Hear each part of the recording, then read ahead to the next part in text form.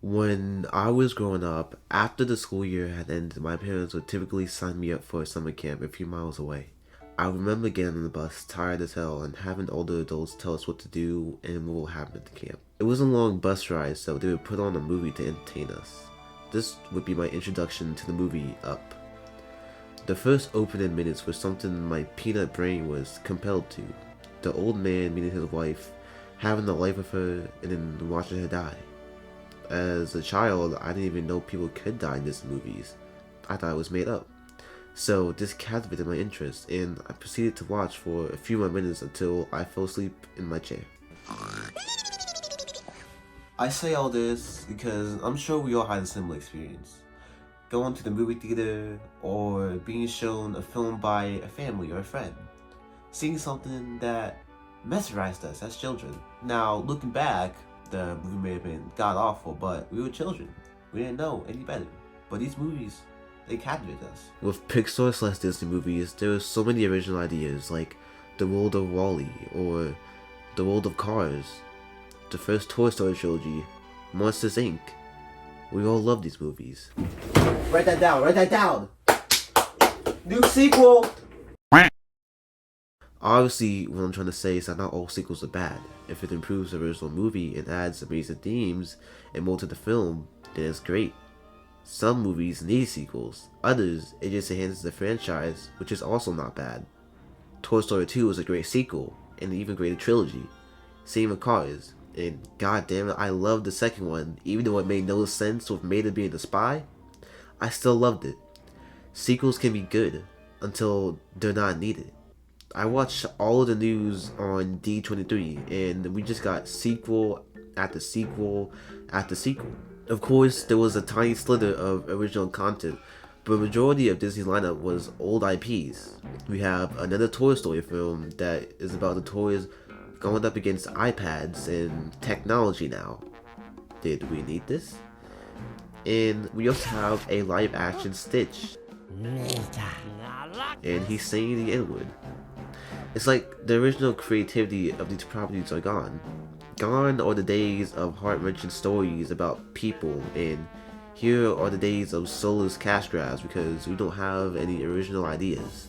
I mean, look at Marvel. After the reception post-Endgame, they were backed into a corner, and instead of doing anything new or innovative, they just got back the same guy who started the MCU. And okay, hating aside, this is pretty awesome, I won't lie. But a part of me feels it's lazy.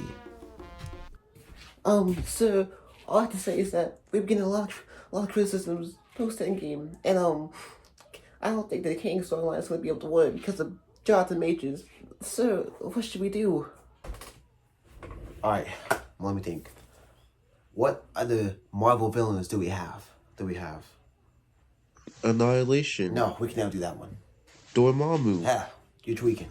What about Doctor Doom? I like that one. We can even cast a Romanian. No. Look, alright, I got this great idea. Okay, Alright. We're gonna do Doctor Doom like you said, but we're gonna twist on it. Audiences love twists, alright? I agree, sir. And we need some shock value to have people come back to the MCU. So what we're gonna do, we're gonna have Doctor Doom. But you know who's gonna play him? Who? Robert Downey Jr. Oh, sir, let's take a tweak. Bear with me. We're gonna have him play Doctor Doom. A variant? Not an Iron Man variant. The Doctor Doom. Okay. Instead of casting a Romanian actor or just giving us a comic accurate version of Doctor Doom, which we desperately need, considering the Fantastic Four and even worse, Fantastic, we get Iron Man again. And aside from the nuanced observations gave a lot of people, the deeper themes and message of the original Doom will probably be lost in this adaptation. Hell, a lot of superhero movies are soulless and uncreative. I've seen about 3 movies where a character deals with the multiverse, meets another version of himself, and has a bunch of cameo fests at the end. And then the movie just goes back to square one. The multiverse is such a fascinating concept, and from what I've seen, only 2 movies do it well. And Phineas the Ferb. In 1977, Thomas Bertram Land stated, "If it ain't broke, don't fix it." But what happens if some people start to notice it's breaking?